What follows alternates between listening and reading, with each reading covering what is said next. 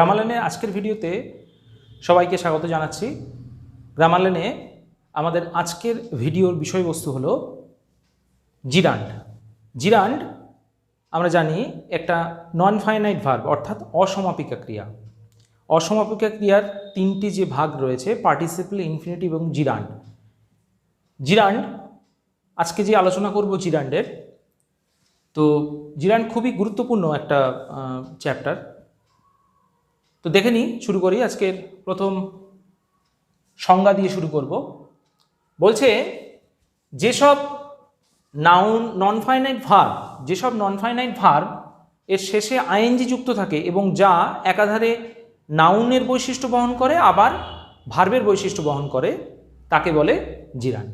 অর্থাৎ জিরান্ডের মধ্যে কি গুণ রয়েছে? নাউনের গুণ রয়েছে এবং ভার্বের গুণ রয়েছে।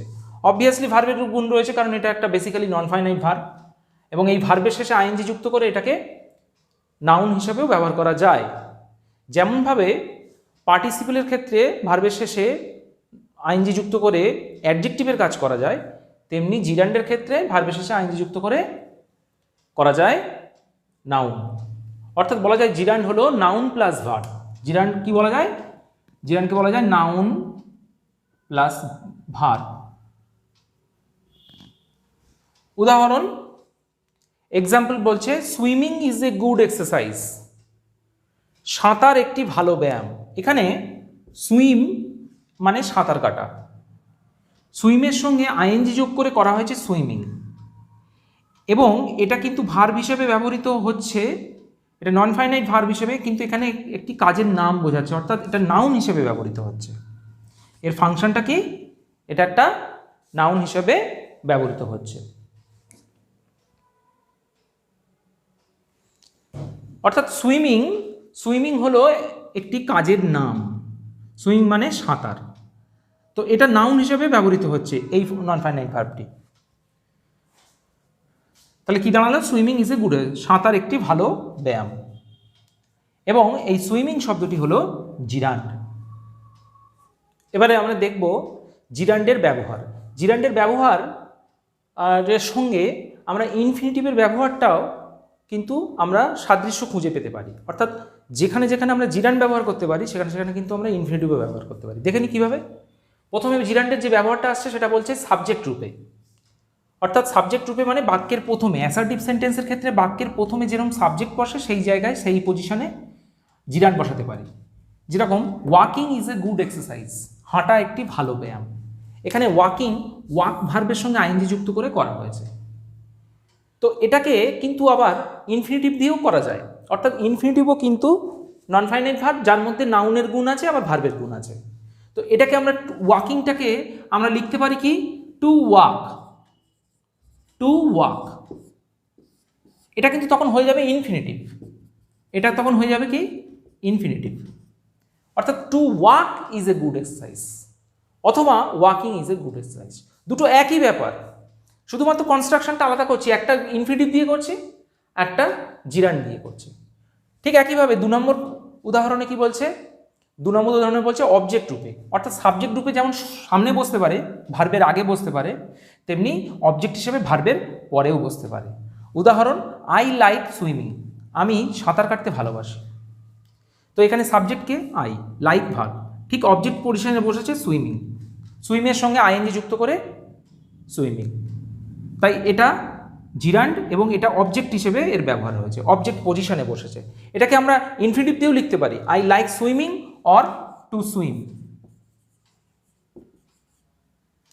তবে এটা কিন্তু জোর করে করলাম, টু সুইম। লাইক এর পরে জিরান্ড দেওয়াটাই বেশি যুক্তিযুক্ত। লাইক এই ভার্বের পরে কিন্তু লাইক বা লাভ এগুলোকে বলা হয় প্রেফারেন্স ভার্ব। এই প্রেফারেন্স ভার্বগুলোর ক্ষেত্রে কিন্তু জিরান্ড সবচেয়ে বেশি শ্রুতিমধুর এবং তাই ব্যবহার করা হয়, বরং ইনফিনিটিভ ব্যবহার করাটা ভুল। তাই আমরা কখনোই কিন্তু ইনফিনিটিভ ব্যবহার করব না। ইনফিনিটিভ আমরা ব্যবহার করব না। তবে কেন করলাম? দেখানোর জন্যে যে একই ফাংশন, অর্থাৎ নাউন হিসেবেই কিন্তু ব্যবহৃত হচ্ছে। আচ্ছা, 3 নম্বর পয়েন্ট বলছে প্রিপোজিশনের অবজেক্ট রূপে।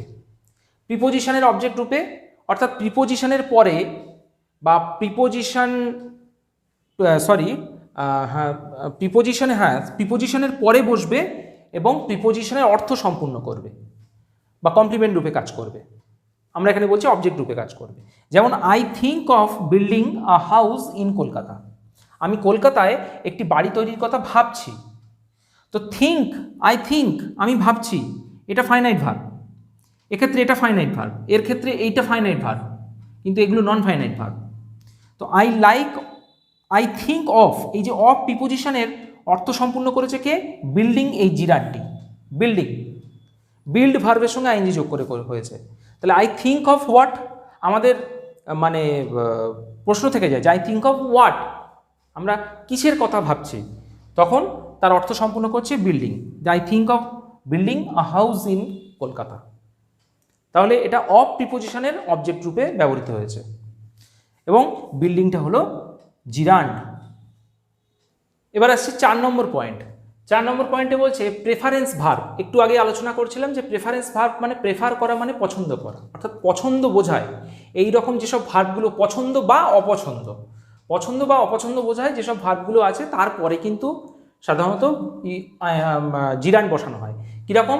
যেমন লাইক, লাইক মানে কি? পছন্দ করা। ডিসলাইক মানে তেমনি অপছন্দ করা। লাভ মানে ভালোবাসা। এনজয়, এনজয় মানে অর্থাৎ উপভোগ করা। ফ্যান্সি, ফ্যান্সি মানে কল্পনা করা। হেট মানে ঘৃণা করা। তো এই ধরনের ভার্বগুলোর পরে সবসময় আমরা বসাবো জিরান্ড, অর্থাৎ ভার্বের সঙ্গে আইএনজি। যেমন I hate waking up early, আমি তাড়াতাড়ি ঘুম থেকে ওঠাকে অপছন্দ করি বা ঘৃণা করি। ঠিক আছে? তো এই হেট, হেট শব্দটা এই যে বললাম হেট, হেটের পরে কি হয়েছে? ওয়েকিং, এই জিরান্ডে ব্যবহৃত করা হয়েছে। ওয়েক, WAKE, WAKE, তার সঙ্গে যদি আইএনজি যোগ করি তখন হয়ে যাবে ইটা বাদ চলে যাবে, হয়ে যাবে কি? WAKING। ঠিক আছে? শেষে ই থাকলে এবং তার আগে কনসোনেন্ট থাকলে আইএনজি যোগ করার সময় ইটা উঠে গিয়ে আইএনজিটা বসে। এটা আইএনজি যুক্ত করার রুলসটা জানতে হবে, তাহলে এগুলো ভুল হওয়ার সম্ভাবনা কম থেকে যাবে। আচ্ছা, 5 নম্বর পয়েন্টে কি বলছে? 5 নম্বর পয়েন্ট বলছে সার্টেন ভার্বস, কিছু ভার্ব আছে, নির্দিষ্ট কিছু ভার্ব আছে, সেই ভার্বগুলোর পরে আমরা জিরান্ড বসাই। কীরকম? সাজেস্ট, সাজেস্ট মানে কি? কাউকে প্রস্তাব দেওয়া বা উপদেশ দেওয়া, কোনো প্রস্তাব। অ্যাভয়েড, অ্যাভয়েড মানে এড়িয়ে যাওয়া। মাইন্ড, মাইন্ড মানে মনে করা। আচ্ছা, অ্যাডমিট, অ্যাডমিট কথার অর্থ কি? স্বীকার করা। আচ্ছা, স্পেন্ড, স্পেন্ড মানে কাটানো। ইমাজিন মানে কি? কল্পনা করা। ডিনাই মানে অস্বীকার করা। প্রিভেন্ট মানে প্রতিরোধ করা বা ঠেকানো বা প্রতিহত করা। ফিনিশ মানে শেষ করা। স্টার্ট মানে শুরু করা। কিপ মানে রাখা বা চালিয়ে যাওয়া। কিপ মানে চালিয়ে যাওয়া, কিপ অন। তো আমরা একটা উদাহরণ দেখি। She avoided driving during the rush hour, say, rush hour কথাটার অর্থ কি? রাশ আওয়ার মানে ব্যস্ত সময়, অর্থাৎ যে সময় গাড়ি ঘোড়া সব খুব বেশি চলে, তো সে সময়ে সে ব্যস্ত সময়ে ড্রাইভ করাকে মানে গাড়ি চালানোটাকে সে এড়িয়ে গিয়েছিল। এখন অ্যাভয়েড, অ্যাভয়েড, এই যে অ্যাভয়েড বললাম, অ্যাভয়েড এখানে ছিল অ্যাভয়েড, তো অ্যাভয়েডের পরে কিন্তু আমরা জিরান্ড ব্যবহার করেছি। অ্যাভয়েডেড টু ড্রাইভ করিনি, এখানে কিন্তু ইনফিনিটিভ ব্যবহার করা ঠিক নয়। কারণ বারবার ইনফিনিটিভের কথাটা কেন আসছে? কারণ ইনফিনিটিভ ও সেই নন ফাইনাইট ভার্ব যা একাধারে ভার্ব এবং নাউনের কাজ করে, আবার জিরান্ডও একই জিনিস যা ভার্ব এবং নাউনের কাজ করে। তবে কনস্ট্রাকশন করার সময় কিন্তু খেয়াল রেখে করতে হবে যে এইসব ভার্বগুলোর পরে কিন্তু টু ড্রাইভ করতে পারবো না। She avoided to drive during the rush hour, এটা গায়ের জোরে করলে হয়তো মিনিংটা ঠিক থাকবে কিন্তু কনস্ট্রাকশনটা শ্রুতিমধুর হবে না বা ঠিকও হবে না। তো এখানে করতে হবে ড্রাইভের সঙ্গে আইএনজি যোগ করে ড্রাইভিং। এটাও কিন্তু ওই ওয়েকিংয়ের মতো। ড্রাইভ, DRIVE, যখন আমরা আইএনজি যোগ করছি তখন দেখছি এখানে ই আছে, তার আগে কনসোনেন্ট আছে ভি, তাহলে এটা হয়ে যাচ্ছে DRIE, উঠে যাচ্ছে, উঠে গিয়ে ড্রাইভিং। আচ্ছা, তাহলে ড্রাইভিংটা হলো আমাদের জিরান্ড, এখানে ছিল ওয়েকিংটা জিরান্ড। তাহলে বোঝা গেল এই ভার্বগুলো মুখস্থ করতে হবে, মাথায় রাখতে হবে যে এই ভার্বগুলোর পরে কিন্তু আমরা জিরান্ড ব্যবহার করব। আমরা আজকের আলোচনার একদম শেষে চলে এসেছি। তো 6 নম্বর এবং সর্বশেষ পয়েন্ট আমরা আলোচনা করব। বলছে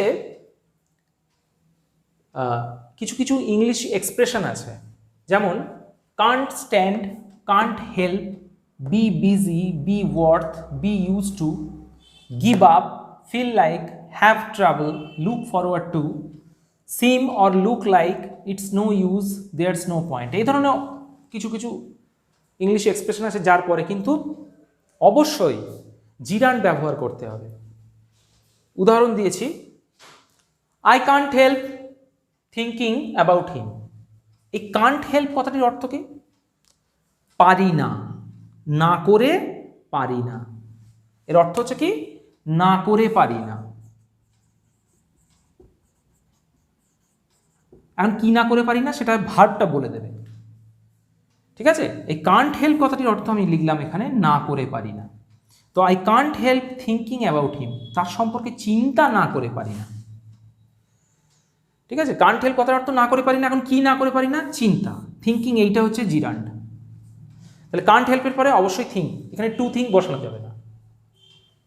পরেরটা বলছে I am looking forward to meeting you, ঠিক আছে? অনেকে ভুল করে, ভাবে যে টু এর পরে ভার্বের তো মূল রূপ অর্থাৎ ইনফিনিটিভ বসার কথা, তাহলে এখানে মিটিং আইএনজি বসছে, তাহলে এটা ভুল। না, ভুল নয়। লুক ফরওয়ার্ড, লুক ফরওয়ার্ড এই এক্সপ্রেশনের পরে কিন্তু লুকিং ফরওয়ার্ড টু, এইটা তো টু, এই ভার্বের কিন্তু এ প্রিপোজিশন নয়, এইটা টোটালটা একটা এক্সপ্রেশন।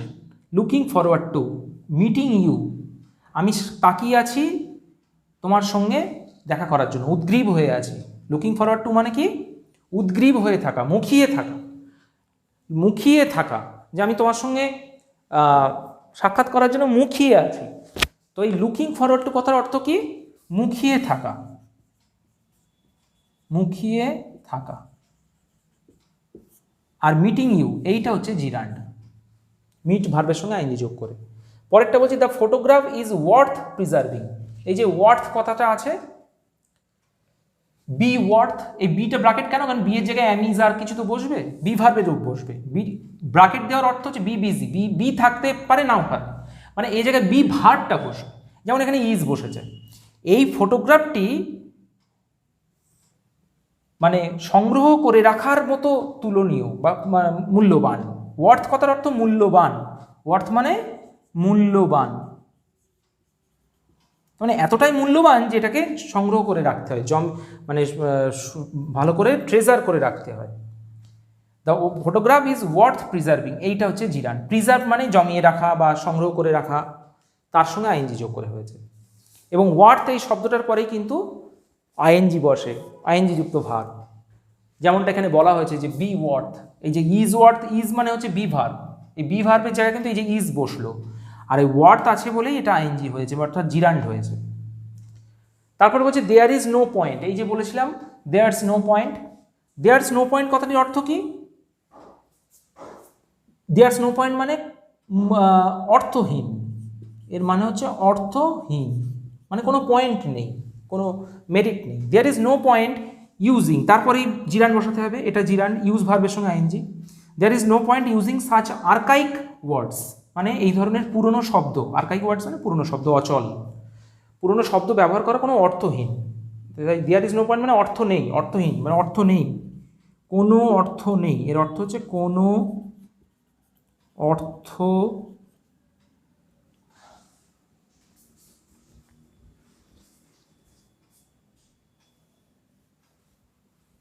কোনো অর্থ নেই, ঠিক আছে? তো আমরা যদি এদিকে তাকাই, কান্ট স্ট্যান্ড, আমি দাঁড়াতে পারি না। দাঁড়াতে পারি না মানে কি? আমি কোনো কিছুর সামনে আর কি সেটাকে কনফ্রন্ট করতে পারি না, মুখোমুখি হতে পারি না, কান্ট স্ট্যান্ড, মুখোমুখি হতে পারি না। তেমনি কান্ট হেল্প মানে না করে পারি না। বি বিজি মানে ব্যস্ত। বি ওয়ার্থ মানে মূল্যবান। বি ইউজ টু মানে কি? বি ইউজ টু কথার অর্থ কি? কোনো কিছুর সঙ্গে অভ্যস্ত হয়ে যাওয়া। আচ্ছা, গিভ আপ মানে পরিত্যাগ করা বা হাল ছেড়ে দেওয়া। ফিল লাইক মনে হওয়া, আমার মনে হচ্ছে যেন, মনে হচ্ছে যেন। আচ্ছা, হ্যাভ ট্রাবল মানে কি? সমস্যায় পড়া। লুক ফরওয়ার্ড টু মুখিয়ে থাকা বা উদ্গ্রীব হয়ে থাকা। সিম লুক লাইক দেখে মনে হচ্ছে যেন, সিম বা সিম অথবা লুক লাইক। সিম লাইক অথবা লুক লাইক, দুটো কিন্তু দুটোর একটা ব্যবহার করতে হবে, হয় সিম লাইক অথবা লুক লাইক। সিম লাইক বা লুক লাইক মানে হচ্ছে দেখে মনে হচ্ছে, যেন দেখে মনে হচ্ছে। ইটস নো ইউজ আর দেয়ার ইজ নো পয়েন্ট, একই জিনিস, অর্থহীন। এটারও মানে অর্থহীন, এটারও মানে অর্থহীন, অর্থাৎ কোনো অর্থ নেই।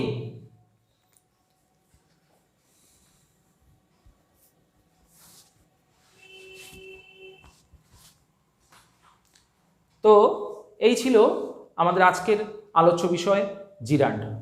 আশা করি ভালো লাগলো ভিডিওটা দেখার জন্য অসংখ্য ধন্যবাদ।